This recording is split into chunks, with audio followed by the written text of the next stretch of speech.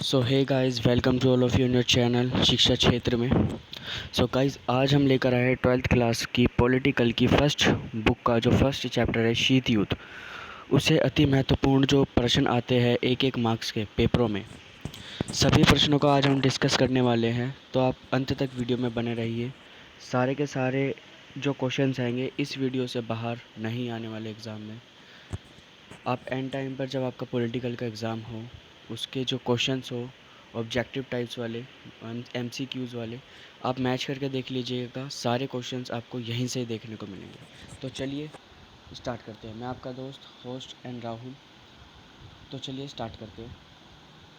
Start हम इस session का एक मोटिवेशन थॉट से करेंगे, जो कि ये है: त्याग के बिना कुछ भी पाना संभव नहीं है, क्योंकि सांस लेने के लिए भी पहले सांस छोड़नी पड़ती है। तो सिंपल सी बात है, अगर हमें किसी चीज़ की प्राप्ति करनी है, अपने उद्देश्य की प्राप्ति करनी है, अपने लक्ष्य की प्राप्ति करनी है, तो हमें कुछ ना कुछ त्यागना ज़रूरी है। जो भी हमारे ग्रेट लीडर्स रहे, उन्होंने भी अपने जीवन में कुछ ना कुछ त्यागा है, जब भी वह आगे बढ़े हैं। भगवान श्री राम ने भी अपना अवध सॉरी अपना भगवान श्री राम ने भी पहले अपना साम्राज्य जो पूरा का पूरा उनका था अयोध्या, उन्होंने त्यागा। 14 साल के वनवास पर गए जब उन्होंने भगवान की उपाधि प्राप्त की। तो जीवन में कुछ ना कुछ खोना अति महत्वपूर्ण होता है कुछ पाने के लिए। तो चलिए स्टार्ट करते हैं। आपकी स्क्रीन पर पहला क्वेश्चन ये रहा कि दूसरे विश्व युद्ध के अंत के परिणाम स्वरूप किन दो महाशक्तियों का उदय हुआ। ऑप्शंस आपके सामने आ रहे हैं: Germany, Japan, Italy, USA, Bharat, USSR, Germany, Russia, ये यूएसएसआर और यूएस। इनमें से क्या आंसर होगा? ऑप्शन नंबर सी, यूएसएसआर और यूएसए। आप जानते हैं कि दूसरा दूसरा विश्व युद्ध था वो कब से कब तक चला था? वो 1939 से लेकर 1945 तक चला था। और दूसरे विश्व युद्ध जैसे ही ख़त्म हुआ तो दो महाशक्तियों का जन्म हुआ था, यूएसएसआर और यूएसए। चलिए दूसरा क्वेश्चन देखते हैं अब हम।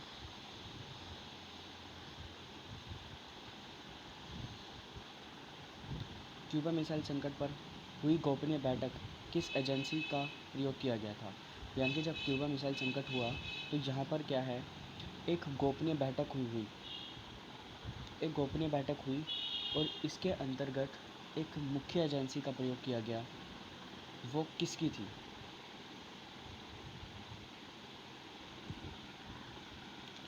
बताइए।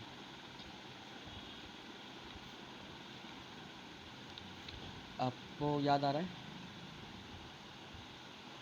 चलिए मैं बता देता हूँ।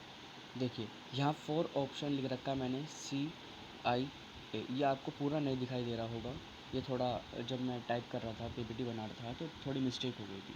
तो ये संयुक्त राज्य अमेरिका की एक खुफिया एजेंसी का नाम है CIA।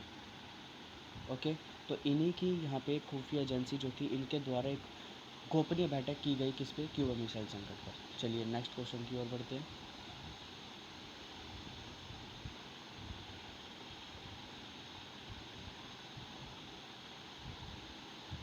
तीसरा क्वेश्चन आपकी स्क्रीन पर यह है कि 1961 में क्यूबा के राष्ट्रपति कौन थे?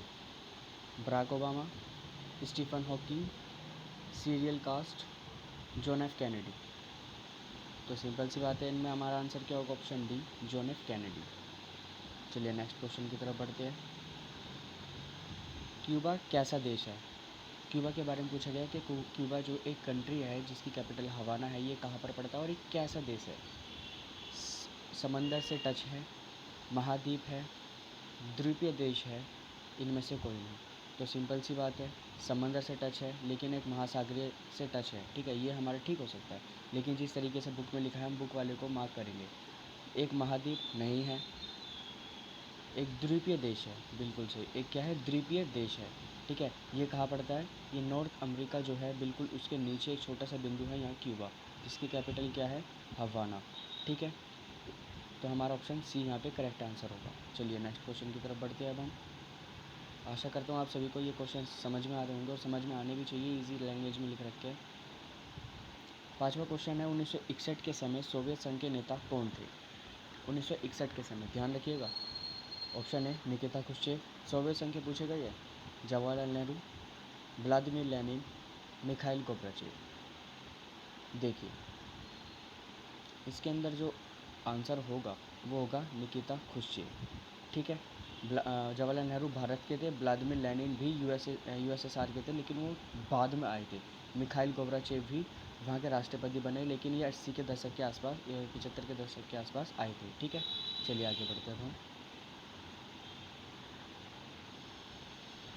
क्यूबा को रूस के सैनिक अड्डे के रूप में बदलने का फैसला किस नेता का था? कि क्यूबा को क्या है, हमें एक रूस के सैनिक अड्डे के रूप में बदलना है, तो ये फैसला किसका था बताइए।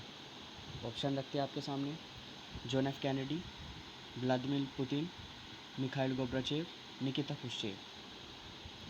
देखिए एक चीज़ क्लियर होनी चाहिए आपको, जॉन एफ कैनेडी यूएसए के थे राष्ट्रपति, कब? शीत युद्ध काल में। व्लादिमीर पुतिन जो कि आज रशिया के राष्ट्रपति हैं। मिखाइल गोर्बाचेव 80 के दशक में क्या थे, वहाँ के यूएसएसआर के नेता थे।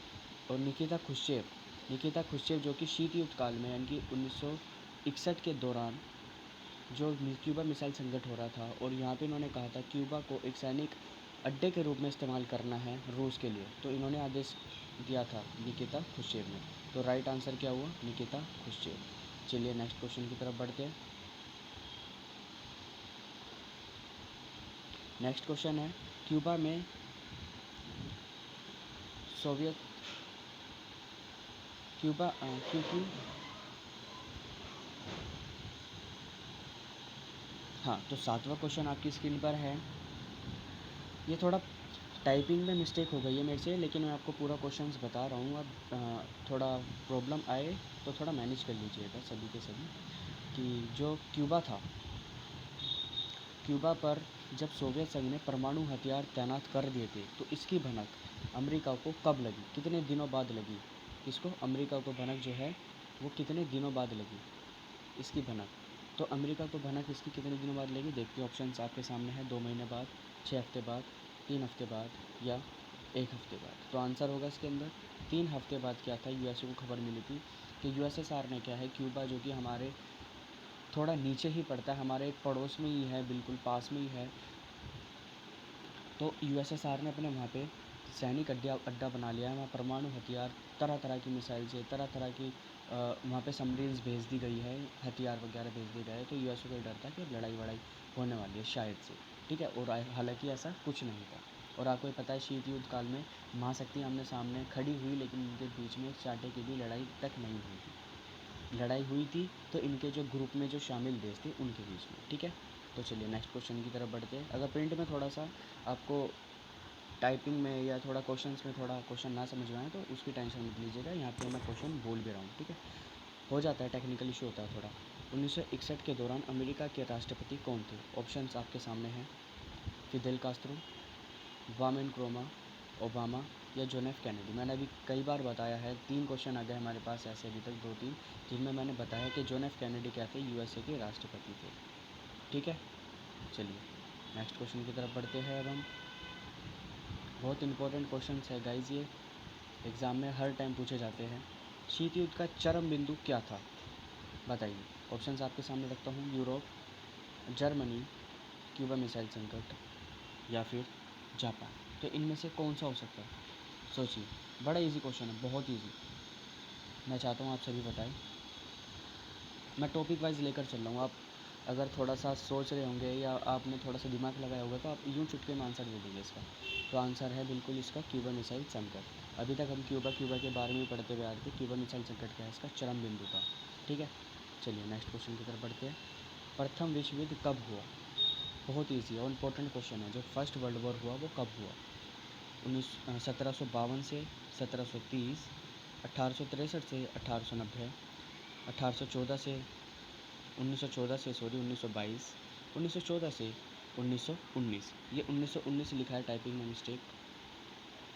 क्या लिखा है, 1919। ठीक है, 1919, 1914 से 1919। तो इसका यही ऑप्शन राइट होगा। मैंने बताया है आपको, ध्यान रखिएगा, ऑप्शन आपको किस तरीके से यहाँ पे डाइवर्ट करेगा, या क्वेश्चन आपको इस तरीके से भी दे सकता है एग्ज़ाम में कि जो फर्स्ट वर्ल्ड वॉर था वह 1914 से लेकर 1914 से लेकर 19 18 तक चला था।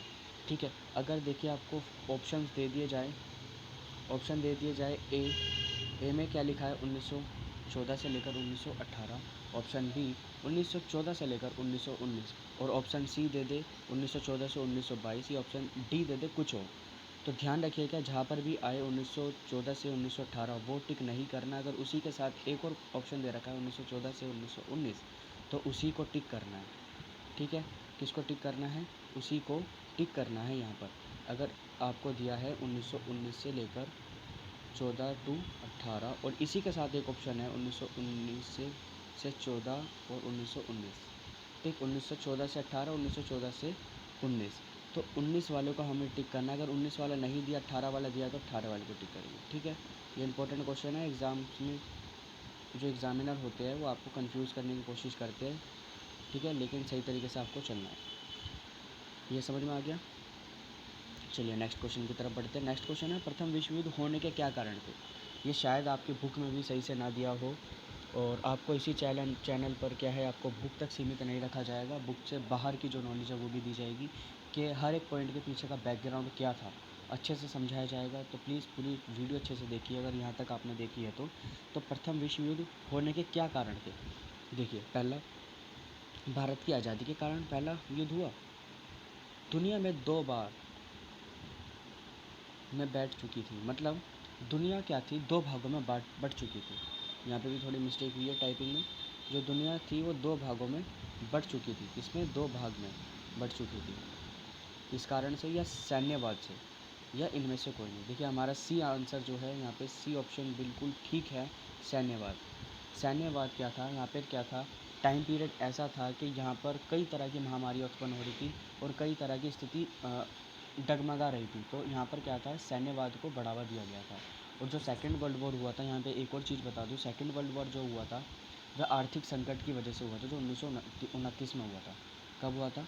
1929 में जो एक आर्थिक संकट हुआ था, उसके कारण सेकेंड वर्ल्ड वॉर हुआ। और भी कई सारे कारण से इन वर्ल्ड वॉर को किन्हीं एक कारण से हम इनको देख नहीं सकते कि इसी कारण, यही कारण है कि ये फर्स्ट वर्ल्ड वॉर हुआ, सेकेंड वर्ल्ड वॉर हुआ, नहीं, इनके बहुत सारे कारण हैं। लेकिन अभी भी मैं आपको 1-2 ही बता रहा हूँ, क्योंकि बुक में इतना डीप नहीं दिया, तो हम इतना डीप नहीं जाएंगे। लेकिन थोड़ी नॉलेज होनी चाहिए, क्या पता कहीं से भी कुछ क्वेश्चंस पूछ लेते हैं। ठीक है, तो नेक्स्ट क्वेश्चन की तरफ बढ़ते हैं। प्रथम विश्व युद्ध किसके बीच में हुआ? बहुत इंपॉर्टेंट है। Bharat Pakistan, Bharat Ukraine Belarus, USSR Asia और अमेरिका, अलाइड शक्ति सेंट्रल शक्ति। देखिए, यहाँ पे ऑप्शन डी बिल्कुल राइट आंसर है। अलाइड शक्ति और सेंट्रल शक्ति के बीच में क्या था, फर्स्ट वर्ल्ड वॉर लड़ा गया था। ठीक है, चलिए नेक्स्ट क्वेश्चन की तरफ बढ़ते हैं। मैं आशा करता हूँ आप सभी को समझ में आ रहा होगा। सभी के सभी क्वेश्चन इजी लैंग्वेज में लिख रखे हैं। प्रथम विश्व युद्ध के बाद भाईचारा और शांति बनी रहे, इसलिए कुछ शांति समझौते हुए। उनके नाम कौन से? देखिए, मार्शल प्लान बिल्कुल नहीं, कंबोडिया, पेरिस समझौता, बस ये 3 ही ऑप्शन है। मैं चौथा डालना भूल गया था। तो इसके अंदर से क्या होगा, थर्ड ऑप्शन जो होगा, पेरिस समझौता। पेरिस समझौता बिल्कुल राइट आंसर होगा इसके अंदर। ठीक है, मार्शल प्लान क्या था मैं अभी समझाता हूँ आपको। ठीक है, और ये तो है ही नहीं, इसको तो छोड़ ही दो। जो फर्स्ट ऑप्शन है, इसी पे मैंने क्वेश्चन दे रखा, अभी आगे आएगा। तो पेरिस शांति समझौता क्या था? प्रथम विश्व युद्ध के बाद भाईचारा और शांति बनी रही, इसलिए कुछ शांति समझौता हुए, उनमें से एक था। ठीक है, सेकंड क्वेश्चन है, प्रथम विश्व युद्ध में किसकी हार हुई? इंपॉर्टेंट क्वेश्चन है बिल्कुल। अलाइड की, सेंट्रल की, दोनों की, या इनमें से कोई नहीं? बताइए, इनमें से क्या आंसर होगा?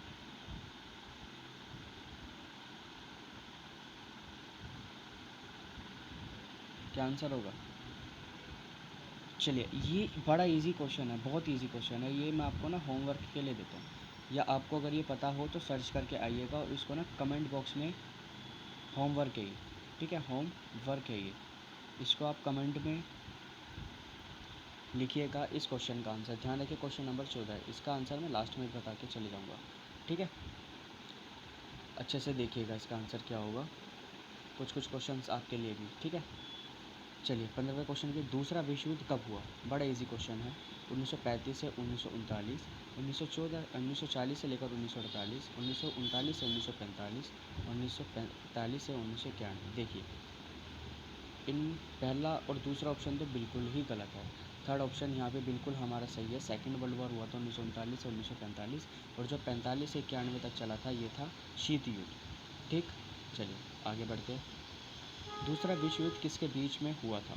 जो सेकंड वर्ल्ड वॉर था किसके बीच में हुआ था? ऑप्शन है आपके सामने, मित्र राष्ट्र व धुरी राष्ट्र, Germany Japan Italy, Germany France Britain Italy, इनमें से कोई नहीं। देखिए जो फर्स्ट ऑप्शन है हमारे यहाँ बिल्कुल ठीक है, राइट है। मित्र राष्ट्र और धुरी राष्ट्र, मित्र राष्ट्र और धुरी राष्ट्र के बीच में ये लड़ाई हुई थी। मित्र राष्ट्र की जो अगुवाई कर रहे थे वो थे देश अमेरिका, सोवियत संघ, ब्रिटेन और फ्रांस कर रहे थे। और धुरी राष्ट्र की अगर मैं बात करूँ तो वही धुरी मतलब जो दूर दूर है, जर्मनी जापान इटली। ठीक, ये कर रहे थे सेकेंड वर्ल्ड वॉर की अगुवाई, जो कि धुरी राष्ट्र के ग्रुप के। ठीक है, चलिए आगे बढ़ते हैं हम। सेकेंड वर्ल्ड वॉर का क्षेत्र कहाँ तक फैला था? अमेरिका से लेकर अफ्रीका,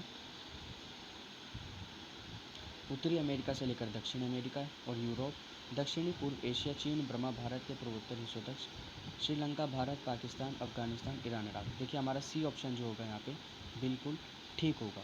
कौन सा ऑप्शन? जो सी ऑप्शन होगा हमारे यहाँ पे वो बिल्कुल ठीक होगा। दक्षिणी पूर्व एशिया, चीन, बर्मा तथा भारत के पूर्वोत्तर हिस्सों तक क्या था? सेकेंड वर्ल्ड वॉर फैला था। नेक्स्ट क्वेश्चन की तरफ बढ़ते हैं अब हम। नेक्स्ट क्वेश्चन आपको दिख ही रहा होगा, मैंने पहले ही टाइप कर दिया है कि शीत युद्ध की समाप्ति कब हुई? बहुत इजी क्वेश्चन है, इंपॉर्टेंट क्वेश्चन है। शीत युद्ध की समाप्ति कब हुई? 1945 से 1969, 1985 से 1990, 1945 से 1990, 1947 से 1991। देखिए हमारा सी ऑप्शन यहाँ बिल्कुल करेक्ट है। जो सी है 1945 से 1990। देखिए यहाँ पे आपको एक और क्वेश्चन मैं बता देता हूँ इसी से रिलेटेड, जो आपको कंफ्यूज कर देगा कि इनमें से हम कौन सा लगाए ऑप्शन। अगर लगाए तो अक्सर पूछ लिया जाता है ये क्वेश्चन भी। क्वेश्चन इस तरीके से है कि शीत युद्ध जो चला था वो 1945 से लेकर 1991 तक चला था। लेकिन ऑप्शन में दे देगा कि शीत युद्ध चला था वह 1945 से 1990 चला। ठीक, और इसी के साथ ऑप्शन में दे देगा कि 1945 से लेकर 1991 तक चला। तो आप इनमें से किस पर क्लिक करोगे? 1945 से 1990 या 1945 से 1991? तो 1991 वाला अगर दिया हुआ है उसके साथ में 91 वाले पे क्लिक करिएगा, 90 वाले पे नहीं। अगर 91 नहीं दिया तो 90 वाले पे क्लिक करिएगा। ठीक है, अगर दोनों साथ में दिए हुए हैं तो 91 वाला आएगा तो उसी पे क्लिक करना है। ध्यान रखिएगा ऑप्शंस पे, क्योंकि यहीं से हमारे क्या है मार्क्स कट हो जाते हैं और यहीं से फिर हमारी परसेंटेज वगैरह गिर जाती है। नेक्स्ट क्वेश्चन करते हैं, चलिए नेक्स्ट क्वेश्चन पर चलते हैं हम। आशा करता हूँ आप सभी को अच्छे से समझ में आ रहा होगा। 1945 में अमेरिका ने जापान के 2 शहरों पर बम गिराए थे, तो उन शहरों के नाम क्या थे? टोक्यो बीजिंग, टोक्यो ओसाका और हिरोशिमा नागासाकी। देखिए हमें पता होना चाहिए कि जापान पर 1945 में क्या थे? बम गिराए गए थे 6 अगस्त और 9 अगस्त को। किसके द्वारा? अमेरिका द्वारा। ठीक है, नाम क्या था? लिटिल बॉय और फैट मैन। टन कितने के थे? 15 से 19 टन के ये पूरे के पूरे हमारे बम थे, लिटिल बॉय और फैट मैन। तो किन 2 शहरों पर गिराए गए थे? Tokyo Beijing. गलत। टोक्यो किसकी कैपिटल है? जापान की। बीजिंग किसकी कैपिटल है? चाइना की। ये तो गलत है। ठीक है, बात किसकी चलिए? चाइना पर गिराए गए थे। और बीजिंग तो बात किसकी चलिए? जापान पर गिराए गए थे। और बीजिंग किसकी कैपिटल है? चाइना की। टोक्यो ओसाका, ओसाका एक सिटी है वहाँ पे, फेमस सिटी है जापान में। ठीक है, और टोक्यो क्या है? उसकी कैपिटल। चलिए अभी हम इसको रखते हैं, इसको लास्ट में डिस्कस करेंगे। हिरोशिमा टोक्यो नहीं, हिरोशिमा नागासाकी बिल्कुल इसका करेक्ट आंसर, राइट आंसर है। ठीक है, तो ऑप्शन नंबर डी इसका हम लोग करते हैं। डी ऑप्शन इसका बिल्कुल सही है। ठीक, चलिए नेक्स्ट क्वेश्चन की तरफ बढ़ते हैं अब हम फटाफट। आपको समझ में आ रहा होगा अच्छे से। नेक्स्ट क्वेश्चन है, दूसरा विश्व युद्ध के अंत होने का क्या कारण था? जो सेकेंड वर्ल्ड वॉर हुआ उसका क्या कारण था कि ये ख़त्म हुआ? बताइए। बड़ा इजी क्वेश्चन है, बहुत ज़्यादा। ऑप्शन है, अमेरिका द्वारा जापान पर बम गिराया गया, अफ्रीका महाद्वीप में खदान मिलने के कारण, इनमें से कोई नहीं। केवल दो। दूसरा ऑप्शन जो है वो बिल्कुल ठीक है। देखिए यहाँ पर पहला ऑप्शन जो है ना वो बिल्कुल ठीक है। ठीक, कि अमेरिका द्वारा जापान पर बम गिराया गया 1945 में। ठीक है, इसके कई सारे कारण थे। पता है क्या, अमेरिका ने जापान पर बम क्यों गिराया? देखिए, यहाँ से 4 मार्क्स का भी क्वेश्चन कवर कर लेते हैं हम, 2 मार्क्स का भी, जो अक्सर पूछ लिया जाता है। और यही जो मैं क्वेश्चंस आपको लिखवा रहा हूँ ना गाइस, ये क्वेश्चन जो आफ्टर 12th अगर आप कोई भी कॉम्पिटिटिव एग्जाम में जाते हैं, SSC, SC, GSC, HSL, कोई सा भी एग्ज़ाम, दिल्ली पुलिस में भी इवन, ये कोई से भी कॉम्पिटिटिव एग्जाम में जाते हैं, वहाँ पर इन क्वेश्चंस को पूछा जाता है और वहीं से मैंने क्वेश्चंस ये निकाले हैं। ठीक, बुक्स तो हमने पढ़ी है, बुक्स के तो क्वेश्चन हमें पता है अच्छे से, और बुक्स में से ही और क्या क्या इंपॉर्टेंट क्वेश्चन है हमने डीप गए हैं आपके लिए और वहाँ से क्वेश्चंस निकाल कर लाए हैं। ठीक है, तो दूसरा विश्व युद्ध के अंत होने का क्या मुख्य कारण था? जब अमेरिका ने 1945 पर जापान पर बम गिराए गए थे। तो जापान पर बम क्यों गिराए गए? सबसे पहला हमारा क्वेश्चन ये भी बनता है हमारे पास, तो सुनिए। जापान पर बम इसलिए गिराए गए क्योंकि कुछ कारण थे, कुछ वजहें थी अमेरिका के पास, जैसे कि 43 का बदला लिया अमेरिकन। पर्ल हार्बर पर जो है जापान ने एक टाइम पर हमला करा था और बुरी तरीके से अमेरिका की कमर तोड़ दी थी। ठीक, इसका बदला लिया। ठीक, सेकंड सेकंड क्या था? जो उसके पास परमाणु बम थे, परमाणु बम जो थे उसको दिखाने के लिए, कि विश्व को पता लग सके कि अमेरिका के पास परमाणु हथियार है। ठीक है, और सेकंड वर्ल्ड वॉर को ख़त्म करने के लिए भी। क्यों? क्योंकि देखो उस टाइम पे पता है क्या, जो हमारे यहाँ पे आलोचक है या जो तर्कवाद जो लोग होते हैं, जो तर्क करते रहते हैं हर प्रश्न पर, तो उनका कुछ कहना है कि जो सेकंड वर्ल्ड वॉर में जो अमेरिका ने जो बम गिराए जापान पर, वो एक मुख्य कारण इसका ये भी था क्योंकि यहाँ पर क्या थी, जनहानि इतनी होती जा रही थी दिन प्रतिदिन। लोगों की जो देश की कंट्रीज़ थी वो बिल्कुल देशों की जो कंट्रीज़ थी ना, कंट्रीज़ जो थी उनकी जो इकोनॉमी थी वो डाउन हो रही थी, और जो देश के लोग थे वो डाउन होते जा रहे थे, उनमें आत्मविश्वास घटता जा रहा था, बिल्कुल वो कोई कार्य पर ध्यान ही नहीं दे पा रहे थे। उनका डर लगा रहता था कि अब युद्ध होगा, अब युद्ध होगा, मतलब चौबीसों घंटे वो युद्ध के घेरे में बंधे रहते थे। तो जनहानि इतनी हुई थी हद से ज़्यादा, और फर्स्ट वर्ल्ड वॉर में इतनी जनहानि हुई, और सेकेंड वर्ल्ड वॉर में तो इससे भी डबल तिबल जनहानि हुई। इसी इसी के कारण क्या था इसी के कारण क्या था, अमेरिका ने जापान पर बम गिराए गए। ठीक है, और दुनिया को ये संदेश देने के लिए भी इसने बम गिराए थे कि एक लौती महाशक्ति है जिसका नाम है USA, और कोई इसके अलावा दुनिया में महाशक्ति नहीं है। और इसी को पहली दुनिया कहा गया था। याद रखिए कि यहाँ से मैंने आपको 3-4 क्वेश्चंस बता दिए जो कि एग्ज़ाम में पूछे जाते हैं। ठीक है, चलिए अब हम बढ़ते हैं नेक्स्ट क्वेश्चन की तरफ। ये इंपॉर्टेंट बातें थी जो कि मैंने बता दी। ठीक है, टन भी मैंने बता दिया कितने टन का था, और सिटी भी बता दी कहाँ पर गिराया गया। नेक्स्ट क्वेश्चन है हमारी स्क्रीन पर, जापान पर कौन से बम गिराए गए थे? ठीक है, नाम पूछे गए हैं, यहाँ पे भी थोड़ा मिस्टेक हो गई टाइपिंग में, लेकिन मैंने बता दिया है कि जापान पर कौन कौन से बम गिराए गए थे, नाम क्या था उनके। मैंने भी बताया था बीच में आपको, लिटिल बॉय और फैटमैन उनका नाम था। ठीक है, अब देखिए, ये जो है ना लिटिल बॉय एक नाम है, हमको हमारे पास, लेकिन हमने 2 नाम पढ़े, लिटिल बॉय और फैटमैन। ठीक, लिटिल बॉय सिंगल नहीं हो सकता, सिंगल होगा जब लिटिल बॉय और फैटमैन दोनों ऑप्शन नहीं होंगे, केवल एक होगा इन दोनों में से। ब्रह्मोस और अग्नि, ये ब्रह्मोस और देखो अग्नि मैंने इसलिए डाला है ताकि आपको पता लग सके, थोड़ी नॉलेज आपकी जीके थोड़ी इंक्रीज़ हो सके कि ब्रह्मोस और अग्नि जो है इंडिया की मिसाइल्स है। ठीक है, और लिटिल बॉय और फैटमैन क्या है? ये परमाणु बम के नाम हैं जो कि जापान पर गिराए गए थे, किसके द्वारा? अमेरिका द्वारा। चलिए नेक्स्ट क्वेश्चन की तरफ बढ़ते हैं। अपराध क्या है? या सॉरी, इसको हम कहते हैं अपरोध। ये मैंने अपराध लिख दिया, अपरोध। यहाँ पे जो है मात्रा लगा लेते हैं एक हम।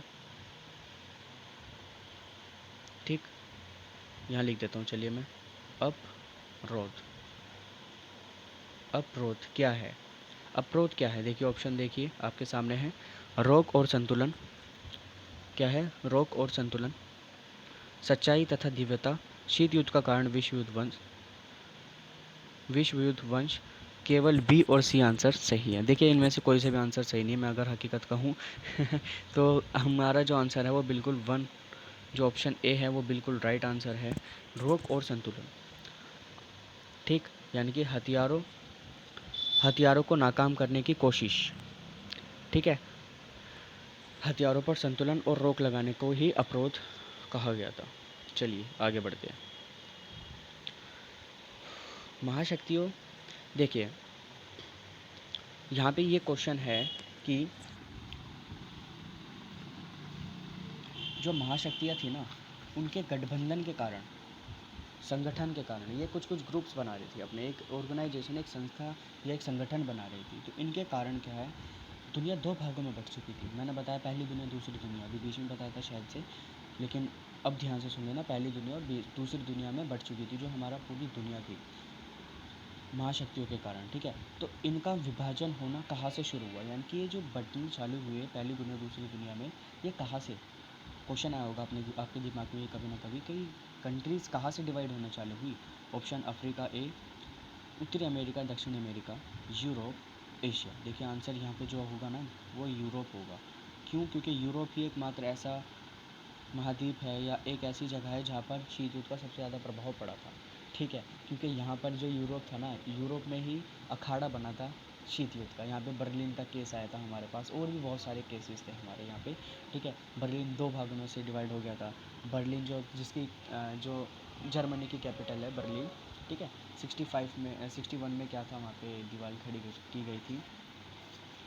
61 में 89 में फिर उसको गिरा दिया गया था। ठीक, तो यहाँ पे क्या है, यूरोप एकमात्र ऐसी जगह है जहाँ पर अखाड़ा बना था। किसका बना था? शीत युद्ध का। चलिए आगे बढ़ते, ये क्वेश्चन आगे भी आएगा, जो मैंने अभी बोला है ना अखाड़ा वाला, आगे भी आएगा। 1959 में क्या था, सॉरी 1949 में किसकी स्थापना की गई थी? इम्पोर्टेंट क्वेश्चन है, आता है, बताइए।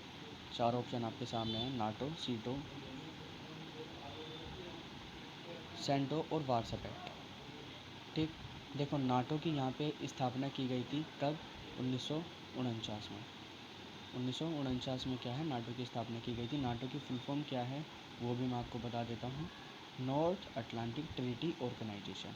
इसके अंदर शुरुआत में 12 देश शामिल थे, जो कि उत्तरी अमेरिका के द्वारा बनाई गई थी। और जो सेंटो था, सीटो सेंटो, इसकी भी स्थापना, और इसको भी पता है क्यों बनाया गया था? जो सीटो था, सीटो को इसलिए बनाया गया था ताकि जो ये सेंट्रल लेवल पर थी, केंद्रीय संधि संगठन जिसे हम कहते हैं। ठीक है, केंद्रीय संधि संगठन जो है इसको कहते हैं, और इसको इस उद्देश्य के लिए बनाया गया था कि जो सेंटर के देश है वह जो है वो अमेरिका के नेतृत्व में रह सके, अमेरिका के खेमे में रह सके। ठीक है, अमेरिका के दायरा प्रसार बढ़ाने के लिए क्या है, सेंटो का निर्माण किया गया था। ठीक है, यहाँ तक समझ में आया? सीटो, नाटो, सीटो ही बता दूँ? चलिए सीटो ही बता देता हूँ। देखिए सीटो का मतलब है South East Asia Treaty Organization, यानी कि यह साउथ ईस्ट एशिया मतलब दक्षिणी पश्चिमी एशियाई संगठन था। जो दक्षिणी पश्चिम के जो एशियाई देश थे ना, उनको अपने खेमे में रखने के लिए यूएसए ने ये बनाई थी। चलिए मैं एक चीज़ बता देता हूँ आपको, यहाँ पे थोड़ा सा हम ये डीप में पढ़ ही रहे हैं तो इसको सही से डीप में पढ़ लेते हैं थोड़ा। चलिए देखिए, जो यूएसए था ना, इसके द्वारा कुछ ऑर्गेनाइजेशन बनाए गए थे। पहले संगठन नाटो, ठीक, सीटो,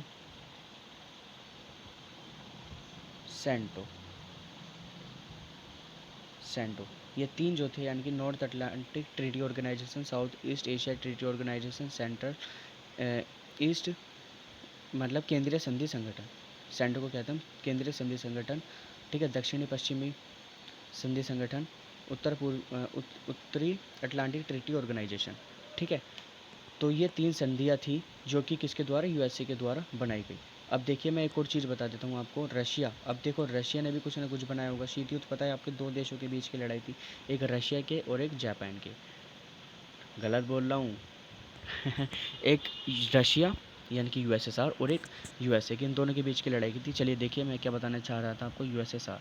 देखिए यूएसएसआर के द्वारा भी ना कुछ संघीय संगठन या कुछ जो कहे कुछ संगठन का निर्माण किया गया है, जैसे कि वार्सा पैक्ट, वार्सा संधि, वार्सा संधि जो थी, इसमें क्या किया गया था, 1955 में इसकी स्थापना हुई थी।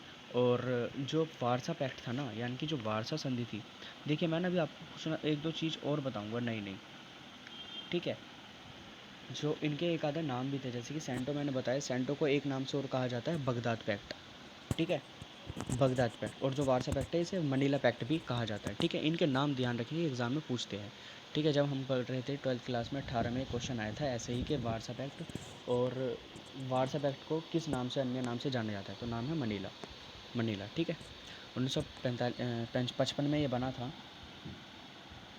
इसका उद्देश्य जो था वह ये था कि नाटो में शामिल देशों का यूरोप में मुकाबला करना, ठीक है।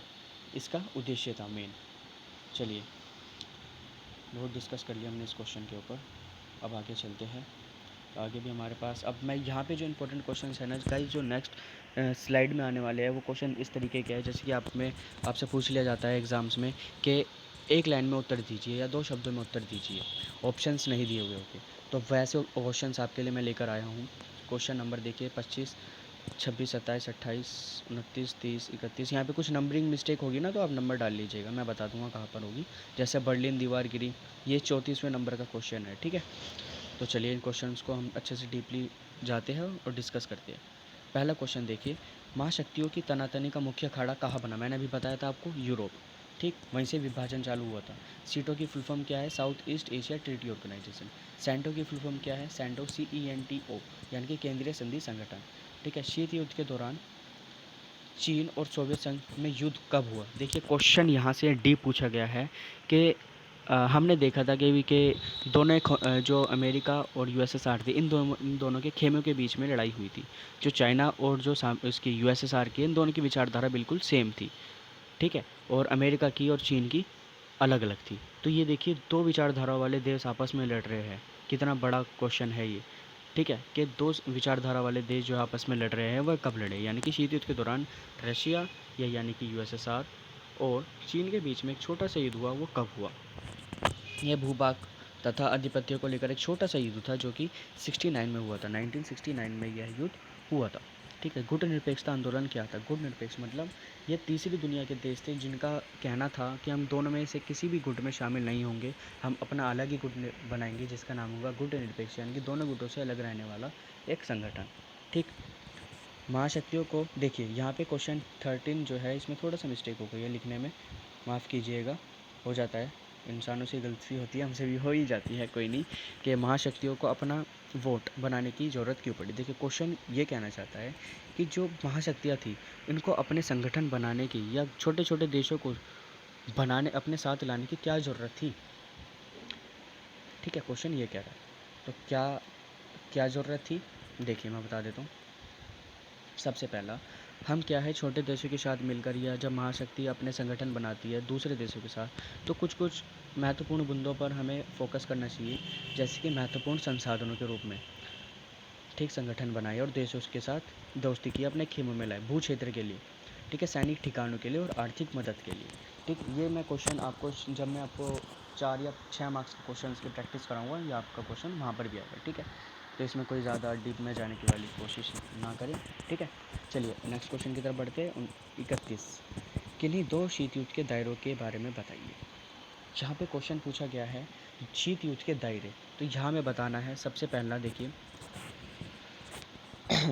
कोरिया और बर्लिन बता सकते हैं हम यहाँ पे, ये कैसे थे जहाँ पर शीत युद्ध मतलब बिल्कुल अपने चरम पर था, जैसे कि क्यूबा मिसाइल संकट में क्या थे, दोनों देश बिल्कुल नज़दीक आ गए थे मारने के लिए एक दूसरे को, ठीक है, लेकिन युद्ध हुआ नहीं, लेकिन युद्ध जैसी स्थिति पूरी की पूरी बनी थी, ठीक है। महत्वपूर्ण क्वेश्चन है ये कि महाशक्ति या कोरिया और बर्लिन पहला दायरा था जहाँ पर ये आप आमने सामने आ गए थे 1950 से 1953 के बीच में। दूसरा कांगो कांगो, हाँ, और ये इसकी सन थी 1960 के दशक में, ठीक है। ये दो सन मैंने बताई, 1950 से 1953, कोरिया और बर्लिन का। और दूसरा मैंने बताया कोरिया का था शायद, हाँ, कोरिया का जो था वो 50 से 53 था, और जो बर्लिन का था 1862 से था वो, हाँ। तो ये दो दायरे थे किसके? शीत युद्ध के, ठीक है। पहला क्या था, मैं एक बार दोबारा बता देता हूँ। कोरिया जो कि 50 से 53 के बीच में चला था। दूसरा बर्लिन 1958 से 1962 के बीच में चला था। और तीसरा था कांगो जो कि 1960 के दशक में चला था, ठीक है। चलिए नेक्स्ट क्वेश्चन की तरफ बढ़ते हैं। ये हो गया है, विश्व परमाणु युद्ध से बचा रहा, वैमनस्य विश्वव्यापी नहीं हो पाया, इसका क्या अर्थ है? बड़ा इंपॉर्टेंट है, डीप से गए हैं और डीप से निकाल कर लाए हैं आपके लिए। तो क्या आंसर हो सकता है, आप बताइए इसका। चलिए, ईजी है, देखिए बहुत, यहाँ पर जितने भी आपको क्वेश्चंस देखने को मिलेंगे वो ज़्यादा हार्ड भी नहीं होंगे, ज़्यादा इजी भी नहीं होंगे, बिल्कुल नॉर्मल होंगे और क्वेश्चंस अच्छे होंगे।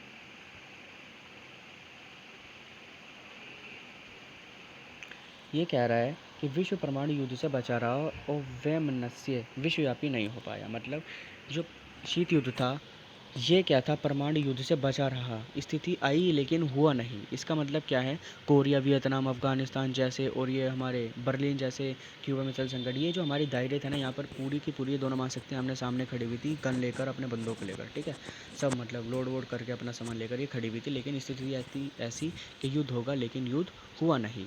तो यही इसी को कहा कि कुछ क्षेत्रों में व्यापक जनहानि हुई लेकिन विश्व परमाणु युद्ध से बचा रहा।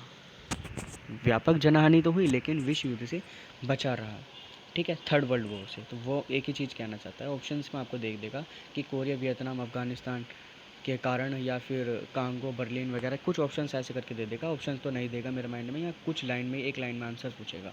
तो आपको बताना है कोरिया, वियतनाम और अफगानिस्तान जैसे कुछ क्षेत्रों में व्यापक जनहानि हुई लेकिन विश्व परमाणु युद्ध से बचा रहा, ये इसका आंसर होगा, ठीक है।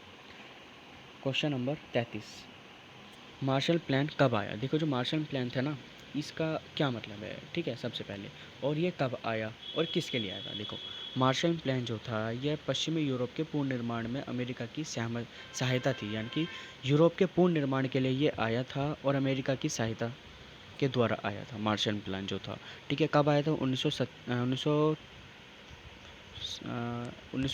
हाँ 1947 टू 52, हाँ 1947 से 1952 के बीच में ये मार्शल प्लान आया था, ठीक है। क्वेश्चन नंबर 34 पढ़ लेते हैं, चलिए हम। क्वेश्चन नंबर 34, बर्लिन दीवार गिरी, पूर्वी यूरोप की सरकारों के विरुद्ध लोगों का प्रदर्शन कब हुआ। देखो बहुत इंपॉर्टेंट क्वेश्चन है, बहुत ज़्यादा। इसका आंसर क्या होगा बताइए। बर्लिन दीवार गिरी, यानी कि बर्लिन की दीवार गिरी, पूर्वी यूरोप की सरकारों के विरुद्ध लोगों का प्रदर्शन कब उभरा, बताइए। यानी कि ये बता रहा है कि जब बर्लिन की दीवार गिरी थी 1989 के अंदर, ठीक है, और यूरोप की सरकार के विरुद्ध लोगों का प्रदर्शन हुआ। यूरोप मतलब थोड़ा सा जो यूएसएसआर का पड़ता हो, थोड़ा सा यूरोप में भी आता था पहले, क्योंकि उसका दायरा बहुत बड़ा था, ठीक है। 1991 में क्या था, यूएसएसआर टूट गया था, जिनमें से 15 देश अलग हुए थे, यूक्रेन, बेलारूस, रूस वगैरह, ये अलग हुए थे, जो कि आज थोड़ा बहुत कहीं ना कहीं यूरोप के भी पार्ट, इनमें से 15 देशों में से कुछ ना कुछ आते हैं, ठीक। तो उस टाइम पे क्या था, थोड़ा सा ये यूरोप का पार्ट था। तो वही बताया गया है कि पूर्वी सरकार के विरुद्ध लोगों का प्रदर्शन कब हुआ, ठीक है। यानी कि यूएसएसआर टूटने का एक मेन कारण था कि लोगों का वो था, लोग ना खुश थे यूएसएसआर की सरकार से, इसलिए वह क्या थे, विरोध पर उतर गए थे, ठीक है, 89 में, ठीक है। और 90 के दशक में विरोध हुआ, 1990 और 91 के बीच में यूएसएसआर टूट गया था। तो इसका जो आंसर होगा वह क्या होगा बताइए। देखिए इसका आंसर होगा, कब पूछा नाम से, सन पूछा है, तो सन हमारी क्या होगी, 1979, मैंने बताया 89 में, ठीक है। चलिए नेक्स्ट क्वेश्चन की तरफ बढ़ते हैं अब हम फटाफट। सोवियत संघ द्वारा बर्लिन की घेराबंदी कब की गई या कब हुई, घेराबंदी कब हुई बताइए। ये हुई थी 4849, यानी कि 1948 से लेकर 1949 में क्या है, सोवियत संघ द्वारा बर्लिन की घेराबंदी हुई थी और अमेरिका इसके साथी देशों ने पश्चिम में बर्लिन के नागरिकों को जो आपूर्ति भेजी थी ना, उसके सोवियत संघ ने अपने विमानों से उठा लिया था, इसलिए क्या था, इसकी घेराबंदी हुई थी। कब हुई थी, 1948 से 1949, ठीक है। नेक्स्ट क्वेश्चन की तरफ बढ़ते हैं। देखो यहाँ पे संतो का दूसरा नाम लिख दिया मैंने, लेकिन यहाँ पे सेंटो था, CEN वाला, ठीक है। तो हो जाती है, मिस्टेक हो जाती है। इसका जो नाम है वो है CENTO, सेंटो, ठीक है, केंद्रीय संधि संगठन। इसका दूसरा नाम क्या है मैंने बताया है आपको, बगदाद पैक्ट। बगदाद पैक्ट क्यों कहा जाता है आपको पता है। देखिए सेंटो का नाम पड़ा 1955 के बाद, ठीक है, यानी कि 1959 में, जब मैंने इसका डीप थोड़ा सा पढ़ा कि 1959 में क्या था, सेंटो नाम दिया गया था, लेकिन 1955 जब इसका गठन स्थापना वगैरह हुई थी तो 1955 में क्या था, इसको बगदाद पैक्ट कहा जाता था, ठीक है, बगदाद में, क्योंकि ये समझौता हुआ था, बना था, ठीक। चलिए नेक्स्ट क्वेश्चन की तरफ बढ़ते हैं, इसको हम मिटो देते हैं थोड़ा, इरेजर, ठीक है। चलिए थर्ड क्वेश्चन जो है 36 क्वेश्चन है, क्यूबा में अमेरिका द्वारा प्रायोजित ऑफ पिक्स आक्रमण कब हुआ। ऑफ पिक आक्रमण, देखिए क्यूबा में अमेरिका द्वारा प्रायोजित था, एक आक्रमण था या एक वेबिनार भी था, ये वे Bay of Pigs, Bay of Pigs, आक्रमण। तो ठीक है, इसका नाम दिया गया था इस वेबिनार को। तो ये इसका नाम क्या था, सॉरी, ये कब हुआ था? ठीक है, कहाँ हुआ तो पता लगेगी आपको, क्यूबा में। ठीक है, और इसका नाम क्या था? 1900, और इसके कब हुआ, सॉरी, 1961 में। देखिए, यही मेन कारण था कि रशिया को लगा कि अमेरिका क्या है, वहाँ तख्ता पलट ना कर दे क्यूबा में, इसलिए वहाँ पे यूएसएसआर ने अपनी मिसाइलें, परमाणु हथियार, अपने लोगों को, अपनी सबमरीन्स को, अपने हथियारों को, जो भी उनके जंगी बेड़ा थे ना, उनको सभी को क्यूबा की तरफ भेज दिया था 1961 में। और 1961 में ही क्या हुआ था, अमेरिका ने एक प्रायोजित किया था बे ऑफ पिग्स आक्रमण। ठीक है, इसकी वजह से क्या था, क्यूबा मिसाइल संकट आगे बढ़ा था। ठीक है, ये कब का है? 1961, इसका आंसर होगा। ठीक है, नेक्स्ट क्वेश्चन पर पढ़ते हैं अब हम। नेक्स्ट क्वेश्चन है इसका 36, मिसाइल संकट कब हुआ? 62 में। बताइए, उत्तरी कोरिया दक्षिणी कोरिया के बीच मध्यस्थता किसने कराई? जवाहरलाल नेहरू जी ने। ठीक है, 38 क्वेश्चन। अस्त्र नियंत्रण क्या था? देखिए, इंपॉर्टेंट क्वेश्चन है और पूछ ले जाता है अक्सर पेपरों में। देखिए क्या था ये, जो महाशक्तियों ने फैसला किया था बाद में चलकर कि इस पर लगाम कसी जा सके, जो शीत युद्ध था, क्योंकि इसे दिन प्रतिदिन ना जनहानि होती गई। इन्होंने एक लगाम कसने के लिए एक समझौता किया था, और यानी कि हथियार की होड़ पर लगाम कसी जा सके। अस्त्र नियंत्रण का मतलब है हथियारों की होड़ पर सिंपली लगाम कसी जा सके। ये क्वेश्चंस जो मैं बता रहा हूँ ना आपको, आप मेरे को एक बार कमेंट में बता दीजिएगा अगर आपको ये चैप्टर अच्छे से आता है, तो आप जब ये अच्छे से क्वेश्चंस कर पाएंगे। मैं हकीकत बता रहा हूँ, अगर आपने चैप्टर नहीं किया तो आप मेरे को कमेंट बॉक्स में एक बार बता दीजिएगा, नहीं किया होगा तो मैं इस चैप्टर को अच्छे से करा दूँगा, डीप में जाकर करा दूँगा। ठीक है, ये शायद मेरे को इतनी गारंटी के साथ मैं कह सकता हूँ, आपने ये क्वेश्चंस कर लिए और पॉलिटी को अच्छे से पढ़ लिया डीप में जाकर, तो आपके 100 में से 100 लाने में आने से कोई नहीं रोक सकता, इतनी गारंटी मेरी है। ठीक है, चलिए आगे चलते हैं। मिलान कीजिए। देखिए क्वेश्चन है मिलान का, यूगोस्लाविया, भारत, इंडोनेशिया, गाना और मिस्र, इनमें से मिलान कीजिए कि कौन सा किस देश के साथ लीडर था, कौन किस देश का लीडर था। देखिए, चलिए मिलान करने की कोशिश करते हैं। भारत का तो आपको पता ही है, जवाहरलाल नेहरू जी। ठीक, इसके बाद गाना का कौन है? वामियन क्रोमा। ठीक, अब क्या था, यूगोस्लाविया का कौन है? Joseph brass टीटो। यूगोस्लाविया का है हमारे, यूगोस्लाविया का देख लेते हैं, जोसेफ ब्रास टीटो, ये यहाँ आ गए। ठीक, अब बचा मिस्र, मिस्र के थे नासिर। ठीक है, और बचा हमारे इंडोनेशिया के हैं सुकरूनो। ठीक, तो ये हमारे मिलान हो गया है, आप कर लीजिएगा। ये गुट निरपेक्षता के 5 देश हैं मुख्य रूप से, जिन्होंने गुट निरपेक्ष आंदोलन की स्थापना की थी। गुट निरपेक्ष को पता है आपको, एक नाम से जाना जाता है, नाम मतलब नॉन अलाइनमेंट मूवमेंट। ठीक, नॉन अलाइनमेंट मूवमेंट जो कि गुट निरपेक्ष आंदोलन था। ठीक है, साथ में रहकर देखिए हमने कितने क्वेश्चंस डिस्कस किए।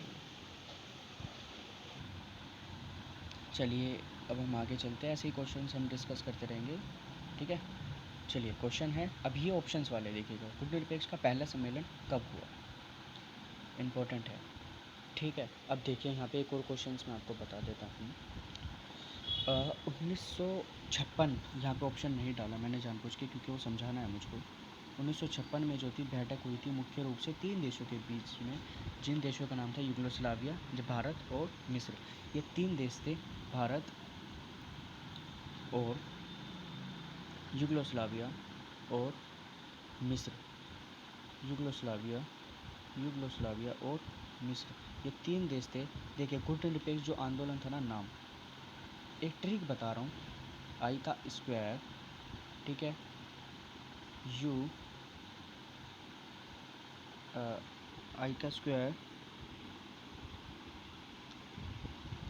ठीक है। एक चलो मैं अभी 1 मिनट ये ट्रिक बता देता हूँ मैं आपको, फिर अब आगे हम चलते हैं। आई का स्क्वायर यानी कि आई का स्क्वायर मतलब क्या है, इंडोनेशिया और इंडिया, फिर यूगोस्लाविया, मिस्र और जी, UMG।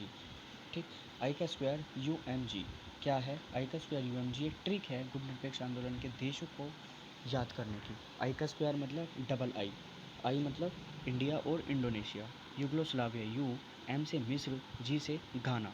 ठीक, चलिए अब हम आ जाते हैं 1956 के केस पर। 1956 में मैं आपको क्या बताना चाह रहा था, देखिए 1956 में क्या था, अगर मैं हकीकत पूछूं कि 3 देशों के बीच में बैठक कब हुई गुट निरपेक्षता को लेकर, पहली वो हुई थी 1956 में। देश कौन कौन से थे मैंने बताया, भारत, ठीक है, भारत पहले थे, यूगोस्लाविया दूसरे थे और मिस्र क्या थे, तीसरे थे। ठीक, ये 3 देश आए थे पहले सामने एक दूसरे के साथ और उन्होंने कहा कि हम कुछ महाशक्तियों के गुटों में शामिल, उन्होंने कहा विरोध करते हैं और हम इन दोनों के गुटों में शामिल नहीं होंगे, अपना अलग एक गुट बनाएंगे जिसका नाम होगा गुट निरपेक्ष। ठीक है, इसके बाद क्या था, 2 देश और आ गए, इंडोनेशिया और घाना। ठीक, अब क्या था, इन दोनों पाँचों की मिलकर एक सफल बैठक हुई थी गुट निरपेक्षता की, पहली 1961 में बेलग्रेड में। ठीक है, ठीक है, जिसके अंदर कितने देश शामिल हुए थे आपको मैं एक और थोड़ा सा बता देता हूँ। 25 सदस्य पहले सम्मेलन में, पहली बैठक में 25 सदस्य देश शामिल हुए थे। ठीक है, चलिए अब हम आगे बढ़ते हैं। ये थोड़ी सी नॉलेज एक्स्ट्रा लेकर चलते रहिएगा तो इसमें से आंसर होगा 1961। ठीक है, तो 1961 यहाँ के पे आंसर बिल्कुल सही होगा। चलिए आगे बढ़ते हैं।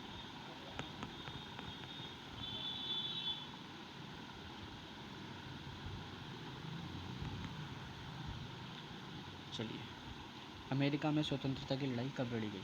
हाँ, बड़ा इंपॉर्टेंट क्वेश्चन है। ठीक है, याद रखने, देखिए आप सारे क्वेश्चन जो है ना आपकी बुक में से ही बने हैं, तो आप याद रखोगे तो अच्छा रहेगा, ताकि आप पे एक भी मार्क्स ना कटे। 1 मार्क्स की वैल्यू बहुत होती है गाइस, कई एडमिशन भी रुक जाता है इससे, पता है।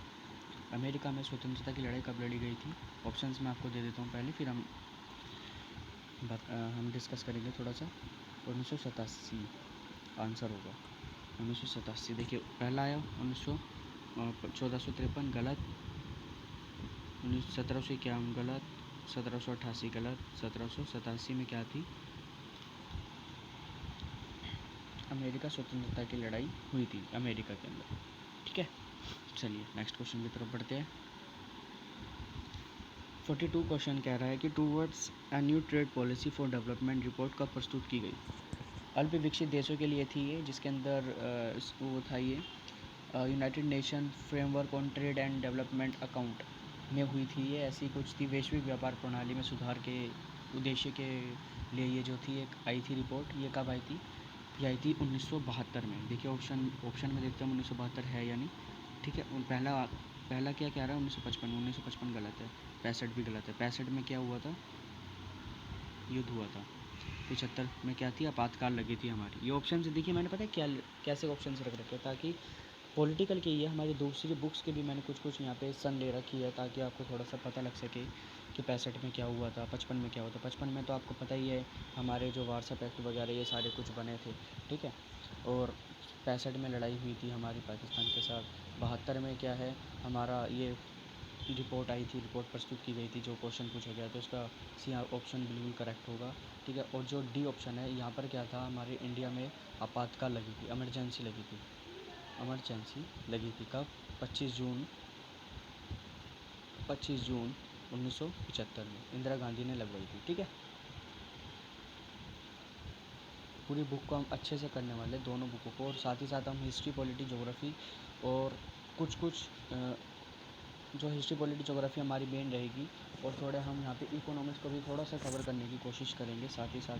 ठीक है, तो कनेक्ट रहिएगा इस चैनल पे और एक्टिव रहिएगा, सब्सक्राइब कर लीजिएगा, बेल आइकन दबा लीजिएगा ताकि तभी भी कोई आने वाली वीडियो हो आपको सबसे पहले पता लगे। 43 क्वेश्चन, गुट निरपेक्ष क्या था? शामिल ना होने की नीति, शामिल होने की नीति, दुनिया को भड़काने के लिए, या इनमें से कोई नहीं। देखिए हमें पता है, मैंने पहले बता दिया था गुट निरपेक्ष क्या था, किसी भी गुटों में शामिल ना होने की नीति, हम अपने अलग ही दुनिया बनाएंगे। इसी को थर्ड वर्ल्ड कहा गया या तीसरी दुनिया के देश कहा गया गुट निरपेक्ष को। ठीक है, चलिए आगे बढ़ते हैं हम। तो ये लास्ट स्लाइड थी हमारी 43 क्वेश्चन, लेकिन मैंने आपके लिए 50 क्वेश्चन बनाए थे। चलिए कोई नहीं, वो अभी मैं लिखना भूल गया हूँ। नेक्स्ट वीडियो जो आएगी हमारे बड़े बड़े मार्क्स के ऊपर, 6 से 4 मार्क्स वाले क्वेश्चन जो इंपॉर्टेंट क्वेश्चन होंगे हम उसको भी डिस्कस करने वाले होंगे गाइस। इतनी मैं गारंटी दे रहा हूँ, आपने अगर इस वीडियो को अच्छे से कर लिया और एक और जो इसकी दूसरी वीडियो आएगी, तो शीत युद्ध में से कोई से भी क्वेश्चन आए और धीरे धीरे हम ऐसे ही दोनों बुकों के सारे चैप्टर्स को अच्छे से कवर करेंगे। यहाँ पर अच्छे से कवर करने वाले हैं यहाँ पर हम, और इतनी मैं गारंटी दे रहा हूँ आपकी पॉलिटी में तो 100 में से 100 है ही, इतनी गारंटी है। और ऐसे ही साथ हम ज्योग्राफी के साथ करेंगे प्रैक्टिस, ऐसे ही हम हिस्ट्री के साथ करेंगे प्रैक्टिस, ठीक है। और अगर हमारे पास टाइम हुआ तो हम इको की भी ऐसे ही क्लास करेंगे, ठीक है। तो ये 4 मेन सब्जेक्ट है हमारे पास, हिस्ट्री, ज्योग्राफी, पॉलिटी और इकोनॉमिक्स। इन चारों सब्जेक्ट में हमें अच्छा स्कोर करना है, एक अच्छा टॉपर बनकर निकलना है। मैं देखो टॉपर नहीं कहूँगा, लेकिन इतनी मैं गारंटी दे सकता हूँ, इतना मैं कह सकता हूँ, आपने अच्छे से आपने ये चीज़ कर ली जो हम करा रहे हैं अपने चैनल के माध्यम से, जो भी चीज़ें बता रहे हैं, जो भी चीज़ें आपके साथ शेयर कर रहे हैं, वो अगर आपने अच्छे से पढ़ ली और अच्छे से समझ लिया, 12th क्लास के बाद जो भी गवर्नमेंट एग्ज़ाम्स होते हैं, अगर आपने वो उठाकर देख लिए, तो इतनी मैं गारंटी दे रहा हूँ आप चुटकियों में वो एग्ज़ाम क्लियर कर देंगे। हिस्ट्री, पॉलिटी, ज्योग्राफी का जो सेशन आता है वो तो क्लियर कर देंगे। जो मैथ, रीजनिंग, इंग्लिश होता है उनकी बात अलग है, ठीक है। ये हिस्ट्री, पॉलिटी, ज्योग्राफी आपको इनमें से कोई भी दिक्कत नहीं आएगी, इतनी गारंटी है। अगर यहाँ से 12th के में से कोई क्वेश्चंस आते हैं तुम्हारे, क्योंकि क्वेश्चंस आते हैं 11th 12th की हिस्ट्री, पॉलिटी, ज्योग्राफी से बहुत क्वेश्चंस बनते हैं हमारे पे, बहुत, ठीक है। तो चलिए गाइस, इस वीडियो को यहीं पे समाप्त करते हैं। आपको वीडियो अच्छी लगी हो तो लाइक करिएगा। अगर कोई क्वेश्चन रह गया हो या कोई सजेशंस हो इस वीडियो को लेकर, तो कमेंट सेक्शन में उस सजेशन को डालिएगा, ठीक है। और आपका अगर कोई इंक्वायरी वगैरह है या कोई चैप्टर आपको पढ़ना है या आपको उस लेक्चर को अटेंड करना है, कोई भी चैप्टर के ऊपर हो चाहे, और मैंने आपको जैसे कि बीच में बताया, अगर शीत युद्ध आपको नहीं आता तो आप एक बार कमेंट सेक्शन में मुझे बता दीजिएगा। और हालांकि मैं अभी सभी चैप्टर के ऊपर धीरे धीरे वीडियो बनाने वाला हूँ। अभी क्या है, मैं इंपॉर्टेंट क्वेश्चंस को कवर कर रहा हूँ, क्योंकि मेरे से कुछ बच्चे कह रहे थे कि भैया चैप्टर तो हम कर ही रहे हैं, आप बस क्वेश्चंस करा दीजिए अच्छे से। तो मैं चैप्टर भी कराऊंगा, क्वेश्चंस भी कराऊंगा, ठीक है। साथ ही साथ पहले हम थोड़ा सा 4-5 चैप्टर के क्वेश्चंस कर ले धीरे धीरे। तो मैं इतनी गारंटी दे रहा हूँ 20 से 25 तारीख के बीच से मैं स्टार्ट कर दूँगा वीडियो डालना चैप्टर्स के ऊपर, 20 से 25 के बीच में, ठीक है। तो अभी हम क्वेश्चंस करेंगे, ऑब्जेक्टिव्स भी, और जो हमारे बड़े बड़े मार्क्स के 4 से 6 मार्क्स के। आपकी इतनी गारंटी दे रहा हूँ मैं। अभी प्रीवियस ईयर क्वेश्चन भी हम शेयर करेंगे यहाँ पर आपके साथ, ठीक है। और अच्छे से हम देखो, मैं फिर कह रहा हूँ, गारंटी के साथ मैं कह रहा हूँ, अगर आपने ये क्वेश्चंस कर लिए तो मैं सच बता रहा हूँ आपको, पास होने से तो छोड़िए, टॉपर बनने से कोई रोक ही नहीं सकता, ठीक है। तो चलिए आज इस सेशन के समाप्त करते हैं। आशा करता हूँ आप सभी को अच्छा होगा सेशन। जय हिंद, जय भारत। चलिए मिलते हैं नेक्स्ट वीडियो में।